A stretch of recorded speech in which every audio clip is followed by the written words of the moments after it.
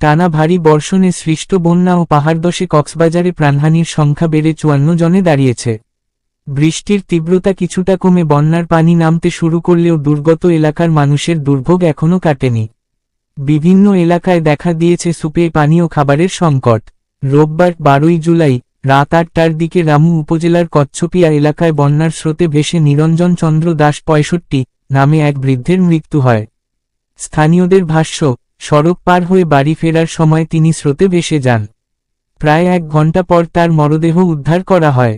রামু থানার গর্জনিয়া পুলিশ ফাঁড়ির পরিদর্শক মোহাম্মদ আনিছুর রহমান জানান, আইনি প্রক্রিয়া শেষে মরদেহ পরিবারের কাছে হস্তান্তর করা হয়েছে। একই দিন সন্ধ্যায় চকরিয়ার কৈয়ারবিল এলাকায় বন্যার পানিতে নিখোঁজ সজীব দাস 13 এর মরদেহ প্রায় 23 ঘণ্টা পর উদ্ধার করে ফায়ার সার্ভিসের ডুবুরি দল। সজীব কুতুবদিয়া উপজেলার আলী আকবর ডেইল এলাকার বাসিন্দা ছিলেন এবং কৈয়ারবিলে তার নানির বাড়িতে থাকতেন। চকরিয়া উপজেলা সহকারী কমিশনার ভূমি রূপায়ণ দেব জানান, আইনি প্রক্রিয়া শেষে মরদেহ পরিবারের কাছে হস্তান্তর করা হয়েছে। উপজেলা প্রশাসনের পক্ষ থেকে নিহতের পরিবারকে 25,000 টাকা আর্থিক সহায়তা দেওয়া হয়েছে। এর আগে শনিবার কক্সবাজার পৌর এলাকায় পাহাড়ধসে এক গৃহবধূ এবং পেকুয়া ও চকরিয়ায় বন্যার পানিতে ভেসে আরও 2 জনের মৃত্যু হয়। সব মিলিয়ে গত 8 দিনে জেলার একটি পৌরসভা ও 6 উপজেলায় 54 জনের মৃত্যু হয়েছে। নিহতদের মধ্যে উখিয়ার রোহিঙ্গা ক্যাম্পের 15 জন রোহিঙ্গা রয়েছেন।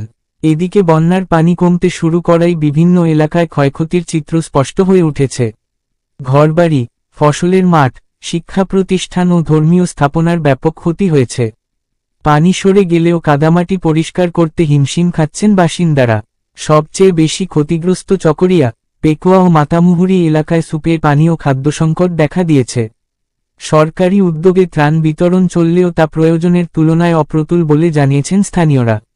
চকরিয়ার বড়ইতলী ইউনিয়নের স্কুল শিক্ষক নুরুল আমিন বলেন, 3 দিন পানিবন্দী থাকার পর পানি কমলেও এলাকায় সুপে পানি ও খাবারের সংকট রয়ে গেছে।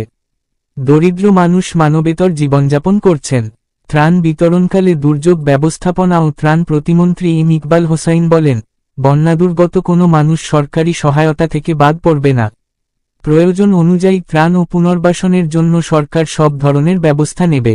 কক্সবাজারের জেলা প্রশাসক আব্দুল মান্নান জানান, জেলার 71টি ইউনিয়নের মধ্যে 69টি বন্যায় ক্ষতিগ্রস্ত হয়েছে। প্রায় 2.5 লাখ মানুষ পানিবন্দী রয়েছেন। জেলা প্রশাসনের 648টি আশ্রয়কেন্দ্রে দুর্গত মানুষ আশ্রয় নিয়েছেন। উদ্ধার ও ত্রাণ কার্যক্রম অব্যাহত রয়েছে। ফেরদৌস আজিম, শীর্ষ সংবাদ, প্রতিভার আলো।